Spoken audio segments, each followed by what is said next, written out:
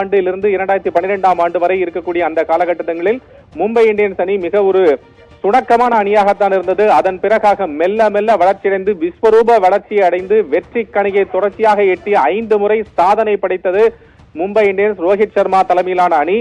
அந்த அணியினை அப்படி வெற்றிகரமாக அழைத்து சென்ற அந்த அணியினுடைய கேப்டனாக கருதப்பட்ட பலமாக கருதப்பட்டவர் ரோஹித் சர்மா. ஆனால் ரோஹித் என்ற சொல்லையிலேயே ஹிட்மேன் என்கின்ற அந்த பதிவு இருக்கிறது என்பது அனைவருக்கும் தெரிந்த விஷயம்தான். இப்படி அழைக்கப்பட்ட அந்த ஹிட்மேன் தற்போது என்ன அடிப்படையில் என்ன ஆனார் என்று தெரியவில்லை.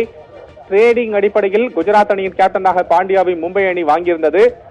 அதனால் தற்போது ரோஹித் சர்மாவுடைய ஐபிஎல் கேப்டன்சி சகாப்தம் முடிவுக்கு வருகிறதா என்கின்ற கேள்வி எழுந்திருக்கிறது. அவர் அணியில் இருக்க போகிறாரா இல்லையா என்பது உள்ள பல கேள்விகள் எழுந்திருக்கின்றன. இப்போது நடைபெற்று வரக்கூடிய தென்னாப்பிரிக்காவுக்கு எதிரான இருக்கக்கூடிய போட்டிகளிலும் கூட அவர் இந்த T20 போட்டிகளில் விளையாடவில்லை. அதற்கு பதிலாக சூரியகுமார் யாதவ் தான் கேப்டனாக செயல்பட்டார். அதே போல டெஸ்ட் ஒன்டே என்று 3க்கும் தனித்தனி கேப்டன்களை பிசிசிஐ அறிவித்தது.